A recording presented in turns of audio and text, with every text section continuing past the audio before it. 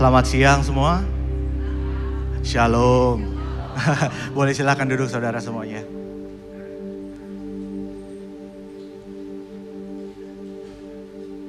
Hari ini saya 5 kali, jadi mohon maaf Pastor Andi kalau mendengarkan cerita saya yang sama sepanjang hari ini, cerita kesaksian saya.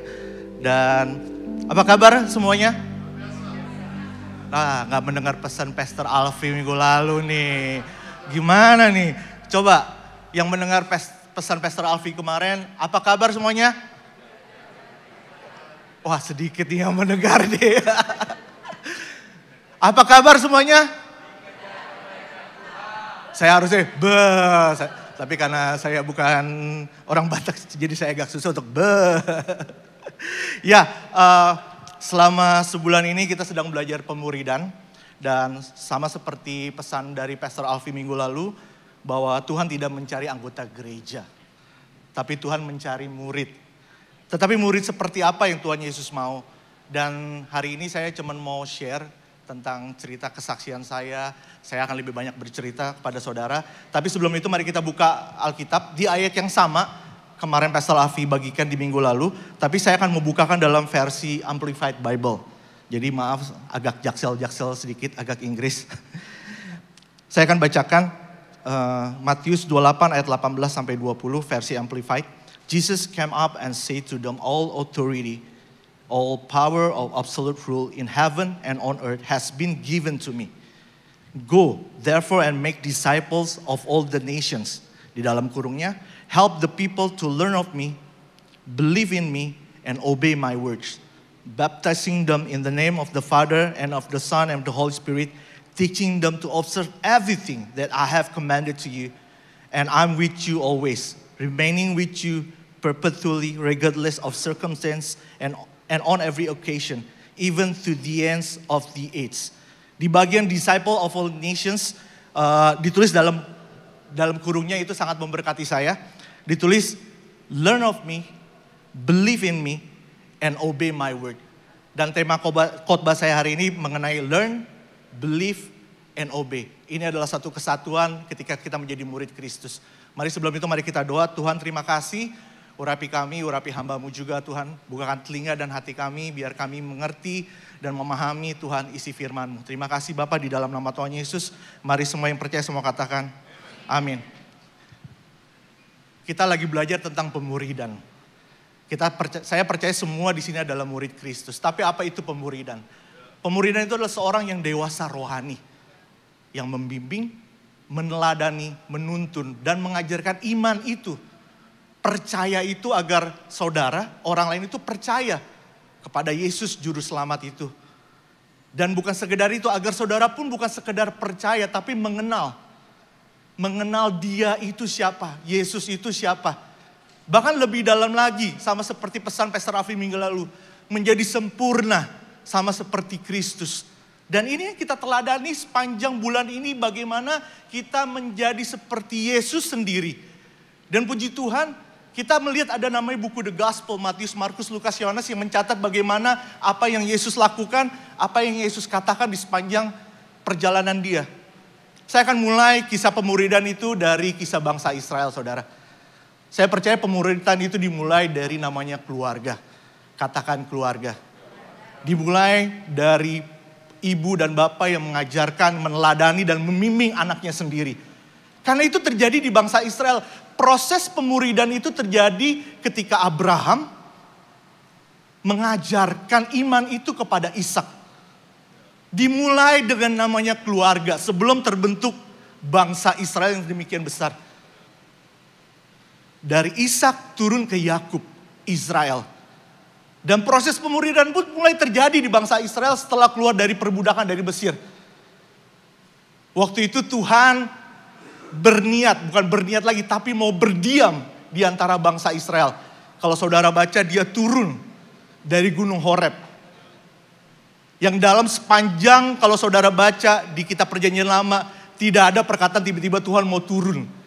Seperti zaman Adam dan Hawa, seperti Tuhan lagi kembali lagi momen di mana Eden itu terjadi, saudara. Tapi waktu Tuhan berdiam, pemuridan itu terjadi melalui perantara, saudara. Nabi Musa, perantara antara Tuhan dengan umat Israel di saat itu. Kalau saudara baca di kitab Keluaran di mana Nabi Musa itu sebagai perantara. Sebagai guru yang menghubungkan antara Tuhan dengan umat Israel di saat itu. Dan setelah kemah pertemuan dibentuk saudara. Pemuridan dimulai lagi dengan perantara lagi. Imam besar dengan umat Israel di saat itu. Dan di saat itu pemuridan itu terjadi bagaimana setiap hari bangsa Israel itu baca, renungkan dan taat hukum Taurat. Dia harus baca berulang-ulang dan bukan sekedar baca tapi harus taat. Learn, believe, and obey. Bukan hanya mendengar tapi ada suatu ketaatan yang dia harus lakukan setiap hari. Saudara tahu berapa banyak aturannya? 10 perintah Allah kak, itu kayak sekolah minggu ya, 10 perintah Allah. Ada 613 aturan yang dibuat pada saat itu untuk bangsa Israel untuk taati dan lakukan di saat itu. Banyak atau dikit? Banyak banget saudara. 613 itu dibagi ada yang perintah positif, perintah negatif. Positif berarti harus dilakukan. Negatif tidak boleh dilakukan sama sekali. Tapi kalau saya mau rumuskan ya, dari 613 itu, saya merumuskan, ini saya ya, saya merumuskan ada namanya rumus pengenalan akan Tuhan. Rumus pengenalan akan Tuhan, pelajari hukum Taurat, ditambah taati dan lakukan. Karena 613 aturan itu bukan sekedar aturan, tapi 613 tentang aku. Tentang apa yang aku suka, apa yang aku gak suka. Kenapa Tuhan lakukan itu? Karena Tuhan begitu kudus saudara. Tapi kerinduan Tuhan mau berdiam di antara manusia, maka hal ini harus dilakukan. Tapi pada saat itu bangsa Israel gak menangkap apa yang menjadi pesan Tuhan di saat itu. Mereka cuma tahu rumus untuk diberkati. Saudara tahu Ulangan 28 yang sangat terkenal, saudara pasti sering membacakan. Tuhan menghadapkan berkat dan kutuk. Kalau mereka mau taat dan lakukan perintah Tuhan ada berkat. Kalau nggak taat ada kutuk. Dan mereka berpikir pengenalan Tuhan seperti itu. Dan pemuridan yang terjadi itu seperti transaksional saudara. Bukan pengenalan akan Tuhan sendiri. Karena saat itu bangsa Israel cuma tahu diberkati, mereka takut kena kutuk. Mereka nggak menangkap pesan Tuhan. Kenalilah aku. Kenapa aku mau berdiam di antara kalian semua?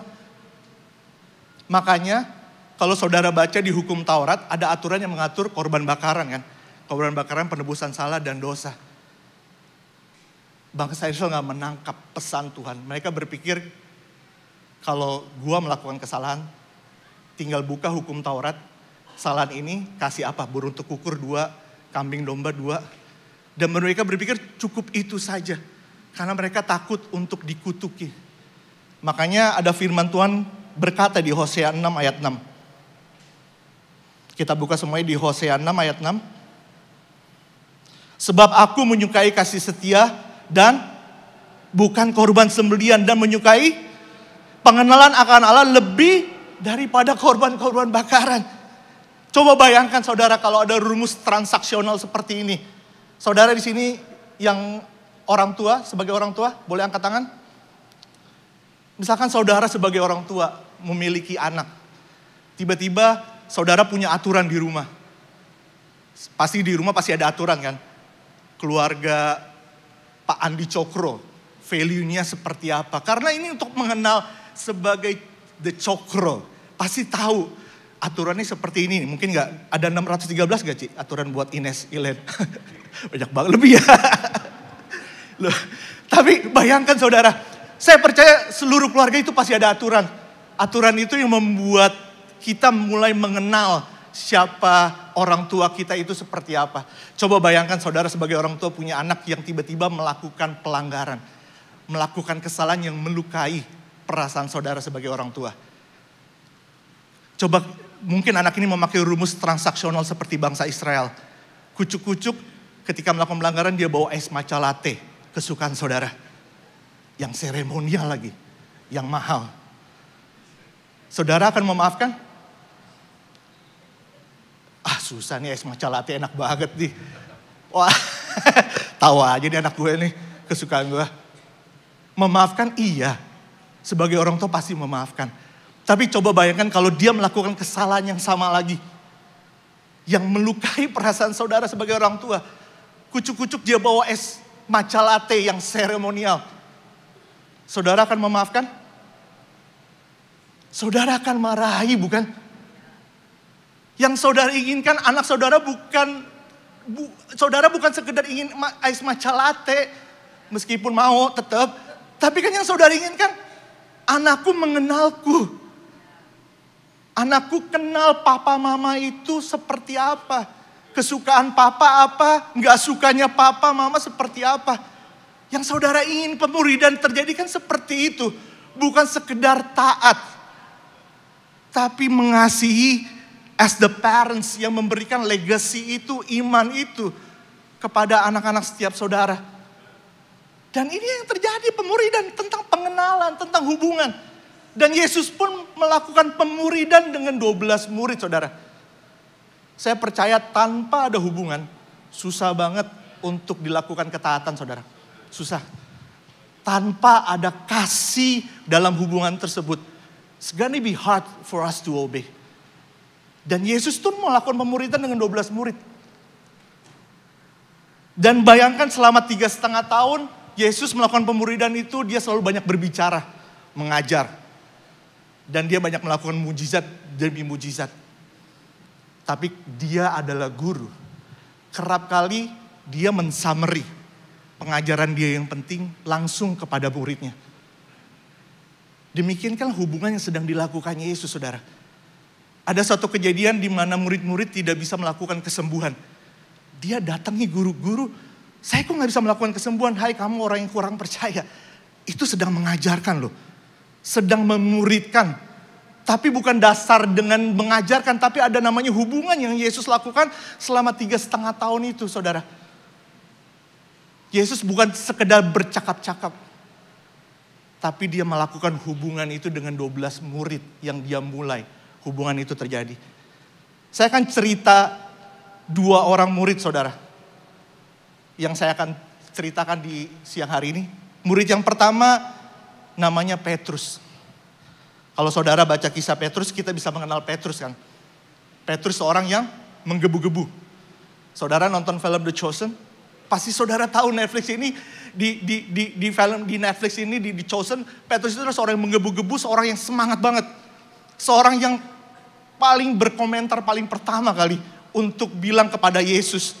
Bahkan kalau Alkitab mencatat Petrus itu adalah salah satu orang yang berani bilang kepada Yesus, saya berani menyerahkan nyawa saya dan saya berani mati buat Tuhan Yesus.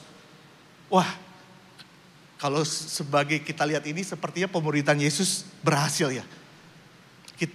Yesus menghasilkan murid yang taat, bahkan taat sampai mati. Mati dikasih salib itu Yesus, bahkan taat berani menyerahkan nyawanya buat Yesus sendiri. Dan rasanya apa yang dilakukan Yesus 3,5 tahun berhasil terhadap Petrus saudara. Tapi ada satu cerita di Yohanes 13. Ini cerita waktu di perjamuan kudus. Sebelum Yesus ditangkap dan disalibkan. Tapi sebelum itu saudara kalau baca. Saya waktu memimpin generasi saya ingat banget. Pastor Esther sebagai guru mengepali sekolah minggu. Ada satu kata be attentive. Dengarkan baik-baik. Saudara kalau baca di kitab Matius 4 kali Yesus mention bahwa dia akan mati dan dibangkitkan pada hari ketiga. 4 kali dia selalu bilang kepada murid-muridnya seperti itu. Tapi ada satu cerita waktu perjamuan kudus dan ada perkataan Yesus yang luar biasa sebagai murid di Yohanes 13 ayat 36 sampai 38. Simon Petrus berkata kepada Yesus, Tuhan, kemanakah engkau pergi? Di saat itu Yesus lagi memberitakan bahwa dia akan ditangkap dan mati di atas kayu salib. Jawab Yesus, ke tempat aku engkau tidak dapat mengikuti aku sekarang, tetapi kelak engkau akan mengikuti aku. Kata Petrus kepadanya, Tuhan, mengapa aku tidak dapat mengikuti engkau sekarang? Aku akan berikan nyawaku bagimu. Keren banget ya. Jawab Yesus, nyawamu akan kau berikan bagiku. Sesungguhnya aku berkata kepadamu, sebelum ayam berkokok, engkau telah menyangkal aku 3 kali. Mungkin dalam hati Petrus, no, gak akan pernah terjadi aku menyangkal Tuhan Yesus. I have faith in God. Seringkali kita seperti itu ya. Gak bakal aku melakukan dosa. Gak bakal aku jatuh. Gak bakal aku takut lagi. Saya percaya sama Tuhan Yesus. Tapi saudara tahu setelah Yohanes 13. Di Yohanes 18 kisah di mana akhirnya Yesus ditangkap dan sedang berjalan ke istana imam besar Kayafas. Petrus mungkin saat itu begitu excited mengikuti dari jauh. Dia mengikuti dan melihat Yesus dari kejauhan ditangkap. Kenapa? Karena saya berpikir kalau saya menjadi Petrus, saya mengharapkan sesuatu itu terjadi. Break every chains, break every chains. Rantai itu seperti terbelah karena saya membayangkan, karena Petrus percaya Yesus itu adalah penyelamat. Savior. Bicara Savior, kalau saudara nonton film Marvel kan saudara mengharapkan. Penyelamat itu yang akan menyelamatkan. Sebegitu percayanya Petrus di saat itu. Tapi setelah masuk lebih dalam ke istana imam besar Kayafas. Kalau saudara baca waktu Yesus dipukul, ditonjok, ditampar. Saya bayangkan kalau jadi Petrus melihat itu, no, ini gak mungkin terjadi. Dan setelah pas itu ditanyalah dia beberapa orang dan dia menyangkal 3 kali bahwa dia adalah murid Yesus. Bayangkan perkataan yang sama sebelum terjadi Yohanes 18 ini. Dia berkata, aku berani mati buat Tuhan Yesus. Tapi dia menyangkal 3 kali. Mungkin saya menjadi Petrus di saat itu. Saya mungkin berkata, that Jesus I never knew. Ini Yesus yang gak pernah aku kenal. Karena selama 3,5 tahun waktu Petrus menjadi murid, dia menyaksikan sendiri begitu banyak mujizat, saudara. Air menjadi anggur, keren banget gak sih? 5 roti dan 2 ikan untuk 5.000 orang. Waktu butuh duit, tiba-tiba Yesus ambil tuh ikan, keluar duit di situ. Maksudnya it's powerful banget gak sih melihat Yesus seperti itu. Bahkan waktu lagi di perahu ada ombak yang begitu besar, Yesus, tenanglah, tenang ombak. Bahkan waktu Yesus berjalan di atas, Petrus sendiri saudara mencicipi sedikit berjalan. Dan dia melihat banyak mujizat kesembuhan yang terjadi. Ini Yesus yang gak aku kenal. Seringkali waktu kita jadi murid, kita berpikir kita sudah lakukan bagian kita. Kita sudah pergi ke gereja di hari Minggu. Kita saat teduh setiap hari. Kita sudah doa, kita taruh prayer list di sini. Dan waktu Tuhan gak jawab, bukankah kita tetap jadi murid, saudara? Bukankah janji itu tetap ada di mana aku akan menyertai kamu? Bahkan aku akan selalu bersama kamu. Pemuridan itu bukan transaksional, saudara. Itu bicara hubungan. Waktu doa tidak dijawab, waktu masalah yang begitu besar terjadi. Dan saudara mempertanyakan, Tuhan bukankah aku udah saat teduh, bukankah aku udah puasa, bukankah aku udah doa, bukankah aku udah rajin ke rumah doa. Pertanyaan ini bukankah transaksional kepada Tuhan, saudara? Saya pun pernah ngalamin itu, saya bertanya, saya udah lakukan semuanya Tuhan. Dan mungkin Petrus juga, saya udah lakukan semuanya Tuhan. But the things not happen, Lord. Yang Tuhan inginkan pengenalan, saudara. Janji itu tetap ada. Aku menyertai kamu sampai akhir zaman. Bisa nggak saudara pegang janji itu? Sekalipun berjalan dalam lembah kekelaman. Bisa nggak saudara, aku tidak takut. Tetap selalu ada lembah kan? Bukan bilang sekalipun aku berjalan dalam gunung yang tinggi, dalam lembah kekelaman. Aku tidak takut. Bisa nggak even dalam lembah kekelaman saudara tetap say yes dan berjalan. Untuk tetap percaya sama Tuhan. Amin. Saya akan tutup cerita saya yang kedua. Itu tentang saya, saudara. Ada satu bahasa di Hebrew, ada satu kata yang sangat memberkati saya. Itu Shema. Sama-sama katakan Shema. Emang agak susah, shema. Jadi bukan kayak tapi shema. Dan kata shema ini diartikan to listen, mendengar. Tapi sebenarnya artinya lebih dalam dari itu. Karena bahasa Hebrew, kata mendengar itu tidak pernah pasif. Waktu Tuhan berkata shema, dia memanggil bukan sekedar kita mendengar. Tapi ada respon, tindakan saat kita mendengar. Makanya di Matius 28 yang tadi saya share kepada saudara. Satu kesatuan, learn, believe, and obey. Enggak sekedar mendengarkan, learn. You have to believe, and you have to obey. Setiap apa yang Tuhan Yesus katakan buat saudara. Dan kata shema ini diartikan seperti apa sama Tuhan Yesus. Di Matius 7 ayat 24 sampai 27. Saya akan bacakan kepada saudara. Setiap orang yang mendengar perkataanku ini dan melakukannya, ia sama dengan orang yang bijaksana, yang mendirikan rumahnya di atas batu. Kemudian turunlah hujan dan datanglah banjir. Lalu angin melanda rumah itu, tapi rumah itu tidak rubuh, sebab didirikan di atas batu. Tetapi setiap orang yang mendengar perkataanku dan tidak melakukannya, ia sama dengan orang yang bodoh, yang mendirikan rumahnya di atas pasir. Kemudian turunlah hujan dan datanglah banjir, lalu angin melanda rumah itu sehingga rubuhlah rumah itu dan hebatlah kerusakannya. Saudara kalau lihat tanah di Jakarta, di Indonesia, mostly rumah yang dibangun itu bukan di atas batu, tapi di atas tanah. Tapi literally ketika Tuhan ngomong rumah di atas batu, literally itu sebenarnya ada. Di kota-kota tua, Yerusalem, Galilea, Nazaret, mostly kebanyakan rumah di zaman dulu rumahnya dibangun di atas batu. Coba bayangkan.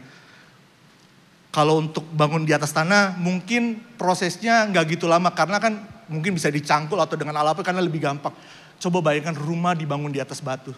Itu harus dikikis demikian. Harus dihancurkan karena kan kita harus membuat fondasi jadi harus dikikis lebih dalam. Dan itu prosesnya akan lama. Sama-sama katakan akan lama. Prosesnya akan lama sekali saudara. Tapi saya melihat di Google ketika rumah dia bangun di atas batu itu akan bertahan bahkan puluhan ratusan juta tahun karena begitu kokoh. Saya percaya kita hidup di dunia ini tidak pernah lepas namanya masalah. Betul? Tidak pernah lepas namanya goncangan. Setiap orang saya percaya semua pernah mengalami masalah di goncangan. Tapi saya percaya ketika Yesus yang menjadi fondasinya, goncangan sebesar apapun, saudara akan kuat dan bertahan mengalami setiap goncangan yang ada. Mari beri kemuliaan buat Tuhan. Boleh minta pemain musik maju ke depan? Saya akan tutup dengan cerita saya. Saya tahu saya banyak bercerita kalau sharing, tapi ini kesaksian hidup saya. Di bulan April di tahun ini saya berulang tahun. Jadi biar saudara ingat ulang tahun saya, 23 April. Happy birthday. Dan saya ingat banget, saya di ulang tahun malam sebelum jam 12, saya goes sepeda 41 kilo. Karena umur saya 41, jadi saya goes 41 kilo. Oh, you all man, terlalu profetik. Dari Gandaria ke BSD. Jadi saya goes, tapi waktu goes itu tiba-tiba Tuhan berbicara kepada saya pesan untuk ulang tahun saya. Jadi saya melihat satu kata blooming. Yang saya cari artinya flourishing. Atau coming into full beauty, handsome gitu lah. Health, kan beauty kan, health, sehat. Awalnya saya nggak mengerti pesan Tuhan ini seperti apa, blooming apa ya Tuhan? Maksudnya coming into full beauty or health. Tapi setelah April, setelah ulang tahun saya mengerti arti pesan itu buat saya seperti apa. Saya setelah ulang tahun saya mengalami proses yang sangat berat sekali selama 41 tahun saya hidup. Saya mengalami namanya proses intimidasi ketakutan yang begitu hebat saudara. Saya nggak tahu kenapa ini bisa terjadi saudara. Tapi saya ingat setiap hari itu intimidasi seperti menyerang saya. Saya begitu ketakutan hadapi setiap hari. Saudara kalau ingat di kebaktian kedua ini, di bulan Mei saya pernah berkhotbah di tempat ini. Saya bicara mengenai Yusuf. Di sini ada Pastor Andi, 2 hari sebelum berkhotbah, saya datangi Pastor Andi. Saya share apa yang jadi pergumulan saya, dan sebenarnya bukan semua share. Saya cuma mau bilang, kok boleh nggak aku cancel khotbah di hari Minggu? Dan di saat itu Pastor Andi tetap support saya. Dan saya katakan yes untuk berkhotbah di hari Minggu. Even berat saudara, proses itu. Saya merasakan begitu berat sekali yang saya alami. Setiap hari saya selalu katakan yes dan obey sama Tuhan. Untuk taat dan percaya sama Tuhan. Di bulan Agustus, saya bersama Pastor Andi dan tim melakukan pelayanan ke Vietnam. Jadi kita ada network di Vietnam, kita melakukan pelayanan training selama seminggu lebih di sana. Di sini ada Pastor Lia. Saya ingat banget Cilia WhatsApp saya tiba-tiba minta paspor untuk dibelikan tiket ke Vietnam. Biasa saya orang yang jawab WhatsApp sangat cepat saudara. Apalagi ini pergi ke Vietnam. Tapi saya ingat banget di malam itu saya nggak jawab WhatsApp Pastor Lia sampai besok harinya. Bukan saya bergumul mau pergi atau apa enggak. Karena saya tahu saya lagi mengalami goncangan yang sangat hebat. Saya berpikir, Tuhan apakah saya layak untuk pergi ke Vietnam dengan kondisi seperti ini? Dan tiba-tiba Tuhan cuma bilang, yes, pergi. Akhirnya saya kirim paspor saya, even dalam hati saya berpikir, dekat-dekat hari H Tuhan, kalau masih begini saya mau cancel. Saya mau bayarin tiketnya aja ke Cilia. Bayarin gitu loh, karena udah dibeliin tiket. Dan saya tetap say yes untuk pergi ke Vietnam. Dan di sini ada Pastor Andi. Biasanya saya waktu ngalami goncangan masalah, saya selalu menceritakan kepada orang yang saya percaya, terutama kepada Pastor Andi. Tapi di Vietnam, di saat itu saya tidak menceritakan kepada siapapun. Karena di saat itu momen di mana Tuhan buat saya bergantung penuh sama Dia. Yang biasanya saya banyak bercerita mengandalkan orang. Tiba-tiba Tuhan buat ketergantungan itu seperti terlepas untuk pegang sama Tuhan, percaya sama Tuhan.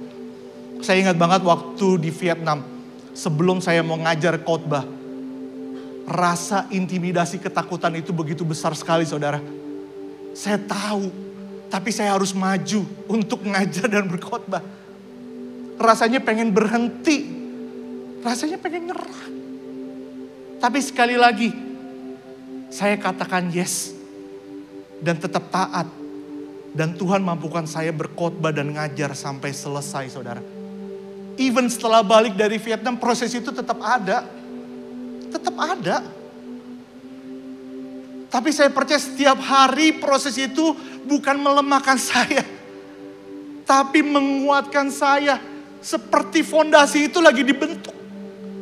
Batu-batu yang mungkin lama dibentuk itu dihancurkan. Bus. Sakit saudara. Tapi semakin hari saya tahu, saya percaya. Tuhan sedang menguatkan saya menjadi sebuah rumah yang dibangun di atas batu. Saat goncangan yang besar terjadi, saya percaya saya bisa berdiri dan tetap percaya sama Tuhan. Karena saya tahu bukan saya. Tapi kasih karunia Tuhan yang begitu nyata buat hidup saya. Saya mau berikan satu janji kepada saudara. Every yes you give to God is another step of faith in learning to trust Him. Setiap kata ya saudara. Itu seperti satu langkah iman saudara untuk percaya sama Tuhan. Masalah tetap, enggak, percaya Tuhan, percaya, berjalan. Allah enggak pernah rancangan celakaan, tapi rancangan masa depan yang penuh harapan. Sekalipun aku berjalan, aku tidak takut bahaya. Gadamu dan tokatmu, firman itu dikatakan. Itu yang membuat kita learning to trust Him sebagai murid. Dan ada satu janji juga yang saya mau cerita kepada saudara. Saya tahu mungkin cerita yang saya alami ini, saudara juga mungkin alamin. Saudara mungkin sedang jalanin di hari-hari ini. Dan sebenarnya saudara sebagai murid Kristus, kita akan jalanin ini sampai waktunya kita sempurna dan memerintah kelak bersama Allah Bapa di surga. Tapi ada satu janji saudara buat kita. Saya tahu mungkin kalau sebenarnya saudara gak mau cerita bagian ini. Rasanya susah untuk cerita pergumulan yang terjadi. Saya tahu cerita saya ini bukan cerita tentang mujizat kesembuhan. Bukan cerita kesuksesan saya. Ini pergumulan saya yang saya ingin cerita kepada saudara. Tapi saya mau bilang kepada saudara, mungkin bagian cerita ini proses yang menyakitkan, proses yang penuh banyak tangisan, erangan, kesakitan.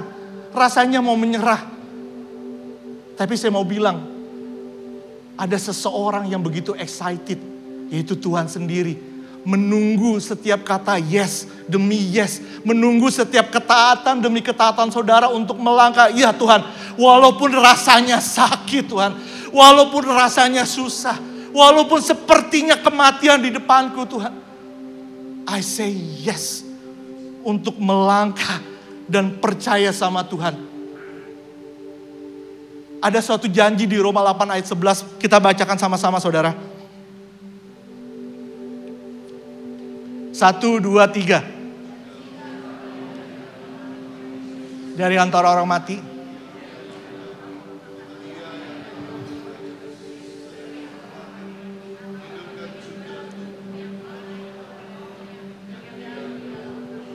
Saudara boleh bangkit berdiri.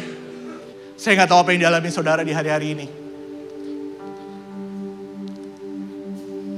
Mungkin yang saudara pegang rasakan seperti rasanya sudah mati. Seperti pengharapan itu mengecewakan. Seperti rasanya sakit sekali apa yang dialami saudara hari-hari ini. Saya cuma mau bilang saudara, roh yang membangkitkan Yesus dari antara orang mati, itu sedang tinggal dalam saudara. Roh yang sama membangkitkan Yesus dari antara orang mati, sedang tinggal dalam saudara. Dan saya percaya roh itu yang mampukan kita untuk say yes dan melangkah percaya sama Tuhan. Roh itu yang bisa buat kita berdiri, even goncangan demi goncangan yang ada. Even roh itu yang bisa membangkitkan apa yang sudah mati dalam hidup saudara. Apa yang sudah buat kecewa saudara. Saya cuma bilang, roh yang sama itu saudara punya kuasa. Saudara bisa berkata, apa yang dicuri iblis, kembalikan 7 kali lipat. Kembalikan 7 kali. Apa yang buat saya menangis sakit, kembalikan 7 kali lipat. You have that power saudara. Kita punya kuasa yang sama. Maukah saudara percaya? Maukah saudara say yes sama Tuhan? Amin. Mari tutup mata yuk.